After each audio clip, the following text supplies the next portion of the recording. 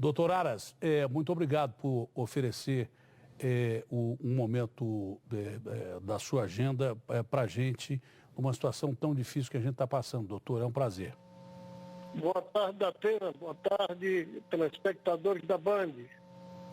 Doutor Aras, hoje caiu como uma bomba, não é? Aquela medida provisória que, entre outros detalhes, autorizava empresas a, de repente, ficar 4 meses sem pagar os funcionários. Até a gente comentou, se for isso, o cara não morre de coronavírus, mas morre de fome. O presidente Bolsonaro, ele pode, de repente, falar alguma coisa que não deve e tal, pode tomar algumas medidas que não são compatíveis com o que é a realidade do momento, mas ele tem um bom senso de, no fim, voltar atrás. É importante o cara voltar atrás. É legal o cara voltar atrás. Alguém deve ter aconselhado isso ao presidente Bolsonaro. É por isso que eu digo que ele tem bom coração, entendeu? Então alguém deve ter aconselhado o Bolsonaro a fazer isso. Depois ele falou, os caras vão ficar sem receber 4 meses. E ele voltou atrás. Voltou mesmo, né, doutor Aras? Sim, Datena. O presidente Bolsonaro, ele refletiu sobre todas as opiniões que lhe chegaram, eu creio, através dos seus auxiliares diretos, os ministros ligados à carreira jurídica, no particular. Nós também tivemos a oportunidade de conversar com os ministros e demonstrar que os trabalhadores têm direitos e garantias fundamentais, direitos sociais, que hão de ser protegidos.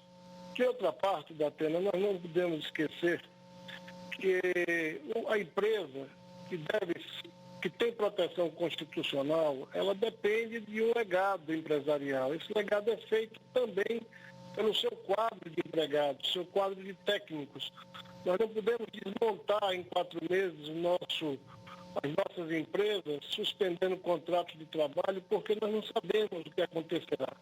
Então, os salários pagos, ainda que com alguma dificuldade, certamente movem a economia e importam em paz e harmonia sociais.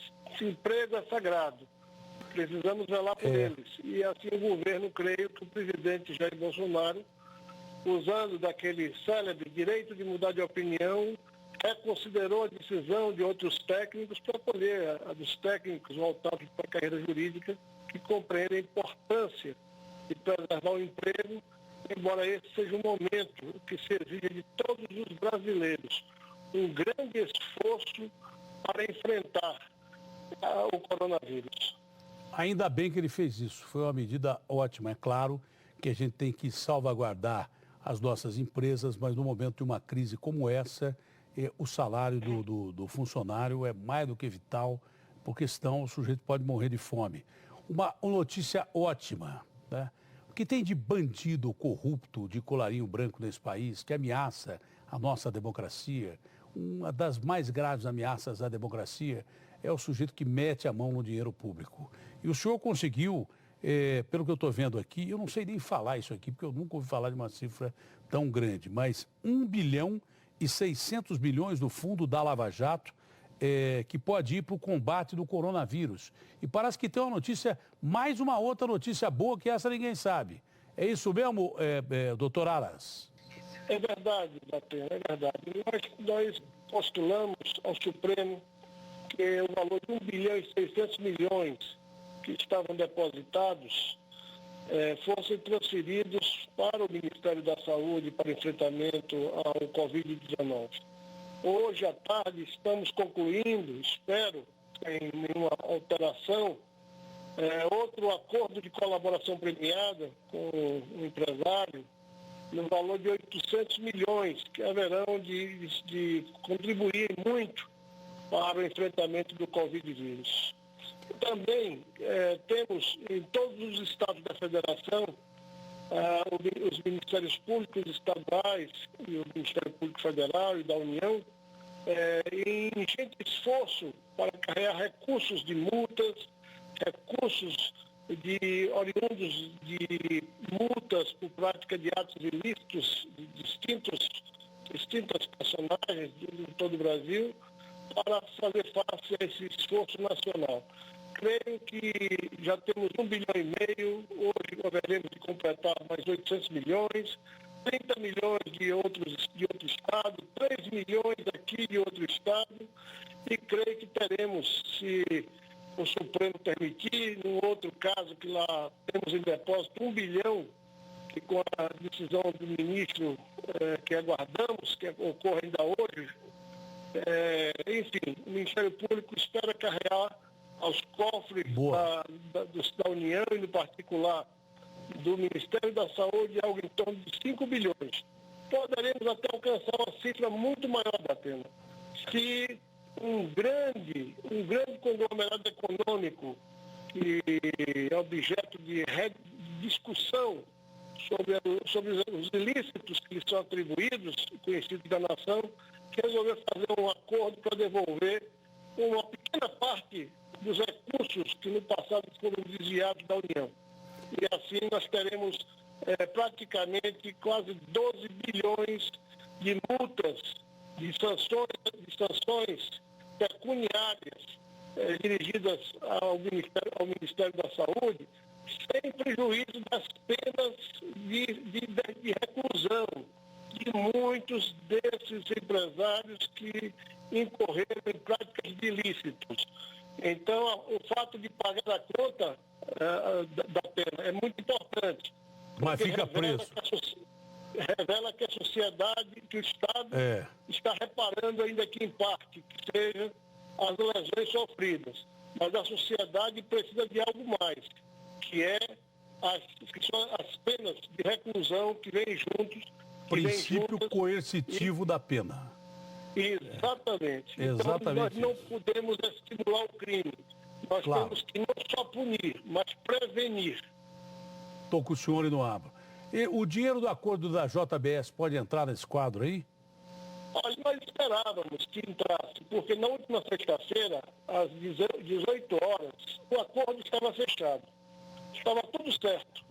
E aí pediu-se uma hora para que os interessados, colaboradores, assinassem o termo, e eles não apareceram e nem deram uma explicação crível depois de tanto tempo de discussão.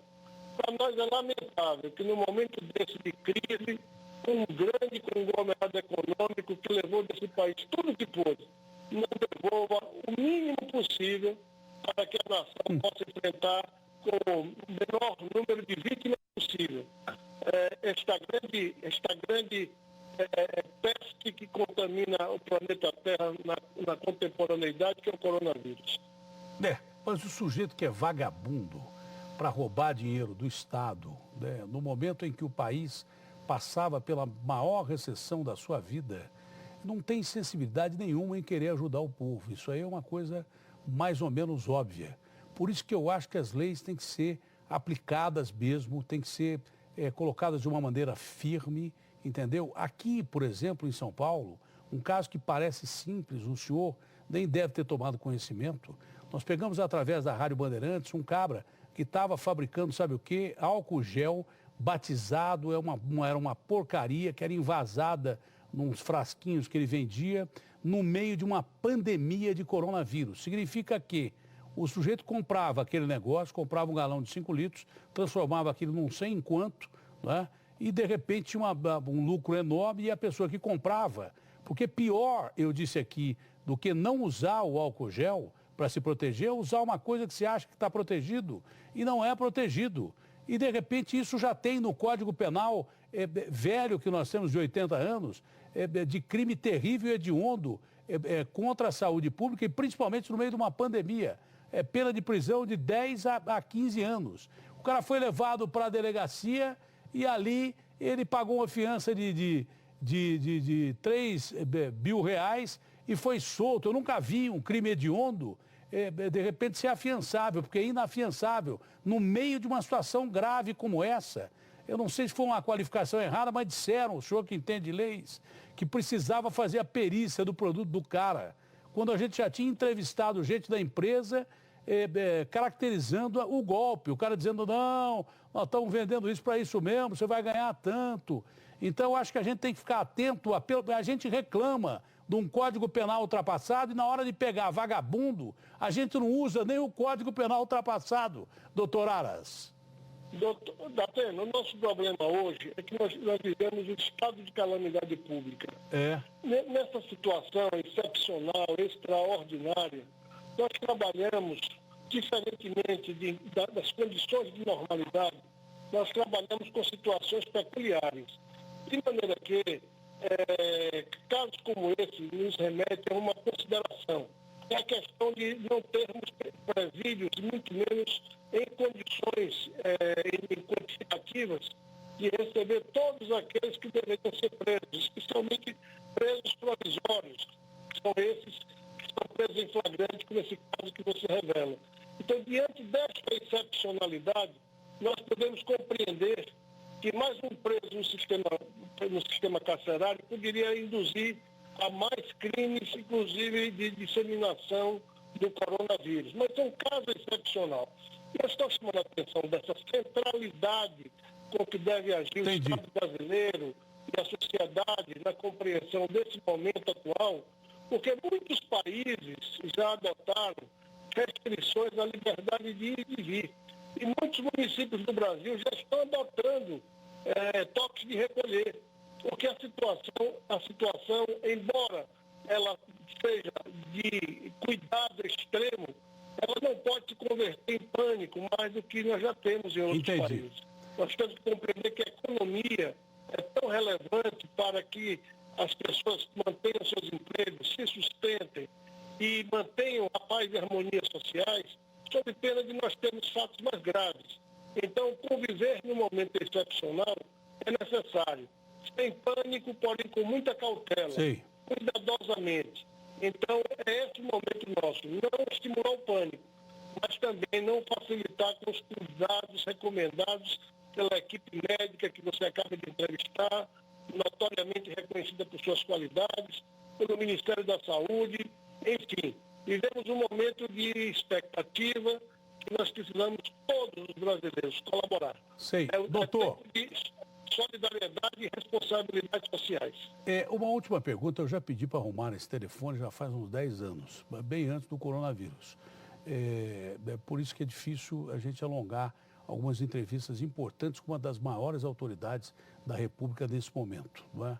O senhor acredita, falando em restrição de liberdade, para evitar que o coronavírus, ele não anda sozinho, ele anda em criança, anda em velho, anda em mulher, anda em negros, brancos, amarelos, ele anda em seres humanos. Se você reduzir a mobilidade pública, se você reduzir a circulação de pessoas, você trava de uma maneira definitiva a circulação desse coronavírus. No Brasil, essas medidas são adotadas e são sugeridas, não é? E ao mesmo tempo que são flexibilizadas. O cara pega e tem um shopping fechado aqui, ele pega a família e vai para a praia, no shopping da praia, invade a praia. E de repente tem aglomeração na praia. Tem gente que veio de outros países, de zonas de infecção grandes, não é? E foram para o litoral brasileiro, em segundas casas que tem aqui. O senhor acredita que com o pico da doença ainda não atingido, o ministro Mandetta disse que em abril esse pico deve chegar, entendeu? O senhor acredita o senhor que representa pela Procuradoria-Geral da República, quem zela aí pelas leis, o senhor acredita, com um conjunto de instituições, o senhor acredita que medidas mais drásticas deverão ser usadas pelo Brasil, como estão usando outros países, aplicando multa e até prendendo pessoas que reincidem nessa circulação, ou o senhor acredita na compreensão do brasileiro? Olha, nós temos um povo que historicamente ele é solidário. Em momentos difíceis da vida pública nacional, o nosso povo se uniu em torno da busca do bem comum e de grandes soluções para a nação. A minha expectativa é que a adesão às medidas preventivas recomendadas pelo Ministério da Saúde surta efeito. E assim nós possamos reduzir ao máximo a contaminação nesta fase em que nós nos encontramos na fase comunitária. Ou seja, não é possível mais identificar o indivíduo que transmite o coronavírus. Porque hoje o que existe é a fase comunitária. Assim, eu espero que todos os brasileiros se mantenham com as cautelas devidas, naquele isolamento domiciliar e, dentre outras coisas, vai fazer com que a família se reencontre consigo mesma, vai fazer com que os indivíduos reflitam um pouco mais sobre a sociedade do consumo, a sociedade do espetáculo, a sociedade de outras epidemias que não são aquelas biológicas, mas são aquelas que resultam das altas tecnologias que suprimem sentimentos cristãos, valores morais que informam as nossas gerações, Atena. Doutor Aras, muito obrigado e que Deus nos ajude. Amém. Saúde a todos.